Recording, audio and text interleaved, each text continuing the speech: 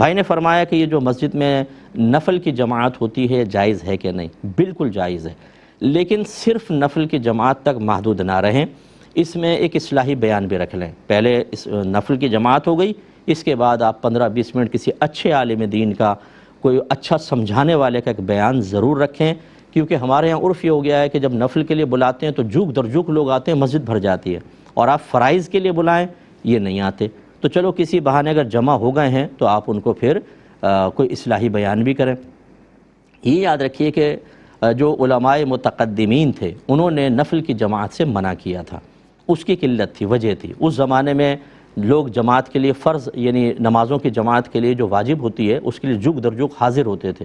انہوں نے کہا کہ اگر آپ نفل کی جماعتیں قائم کریں گے نا تو فرض جماعت کی اہمیت کم نظر آئے گی، اس لیے نہ کریں، ان کو ایسا کرنے دیں۔ پھر ماحول بدل گیا، لوگ فرض کے لیے نہیں آ رہے۔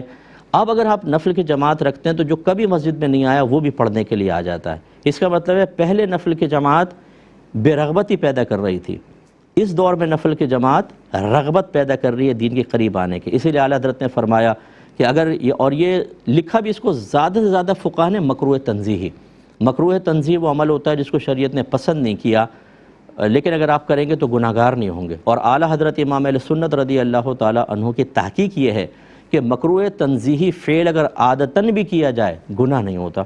اور پھر آپ ایک جگہ فرماتے ہیں اگر مکروہ تنزیہی فعل سے لوگ دین کی طرف راغب ہو رہے ہوں تو اس سے وہی منع کرے گا جو دین کے معاملے میں جاہل ہوگا۔ فتاوی رضویہ میں موجود ہے، اس لیے نفل کی جماعت میں شدت کرنا۔ اب میں اس کی نظیر آپ کو بتا دیتا ہوں۔ پہلے فقہاء علماء متقدمین نے، پہلے کے علماء نے جنازے کے ساتھ بلند آواز سے ذکر کو منع کیا تھا، نہ کریں۔ آج اجازت ہے، کلمہ پڑھتے ہیں بلند آواز سے اور ذکر کرتے ہوئے چلتے ہیں۔ کیوں؟ وہ کہتے ہیں اس وجہ سے کہ پہلے دور ایسا تھا کہ جس میں جو جنازے میں شرکت ہوتا وہ اس سے نصیحت حاصل کر رہا ہوتا تھا، عبرت حاصل کر رہا ہوتا تھا، اس میں بلند آواز سے ذکر اس نصیحت کے حصول میں رکاوٹ بن سکتا تھا، حالانکہ یہ زیادہ اثر کرتی ہے، اس لیے منع کر دیا۔ اب آپ دیکھیں لوگ جنازے کے ساتھ جاتے ہیں، موبائل ہاتھ میں ہوتا ہے، باتیں کر رہے ہیں، ہنس رہے ہیں، ہنسی مذاق ٹھٹے چل رہے ہیں پیچھے بعض اوقات۔ تو اچھا ہے ذکر الہی میں مشغول ہوں، نصیحت تو ویسے حاصل نہیں کر رہے، عبرت ویسے حاصل نہیں کر رہے، ذکر سے بھی آپ منع کر دیں، لہٰذا اب یہ ذکر الہی جنازے کے ساتھ بالکل صحیح ہے۔ جو نفل کی جماعت سے منع کرتے ہیں، دائرہ ادب میں رہ کر ایک طالب علم کی حیثیت سے میں کویسچن چھوڑ رہا ہوں، آپ جنازے کے ساتھ ذکر کو کیسے جائز قرار دیتے ہیں؟ خود آپ ذکر کر رہے ہوتے ہیں، حالانکہ نفل کی جماعت کو بھی علماء متقدمین نے منع کیا اور بلند آواز سے ذکر کو بھی منع کیا۔ ایک جائز اس دور میں، دوسرے کے پیچھے آپ ابھی تک پڑے ہوئے کہ جی نفل کی جماعت جائز نہیں ہے۔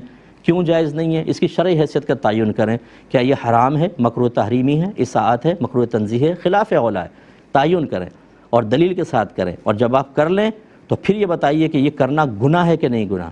اگر نہیں ہے گناہ، کیونکہ آپ گناہ تو ثابت ہی نہیں کر سکتے، قیامت تک نہیں کر سکتے، میں چیلنج کر رہا ہوں، جب یہ گناہ ہی نہیں ہے تو آپ کیوں اس پہ شدت اور سختی کر کے لوگوں کو منع کر رہے ہیں؟ اور جو قائم کرتے ہیں ان کو آپ فاسق، فاجر اور گناہگار قرار دے رہے ہیں۔ اس لیے اس کو اچھی طرح سمجھیں، اسی میں آپ ہی کی بھی عافیت ہے، ورنہ ایک مسئلے میں جہاں شدت نہیں کرنی، شدت اختیار کریں گے، آپ کے لیے آخرت میں بڑا ہی وبال ہوگا۔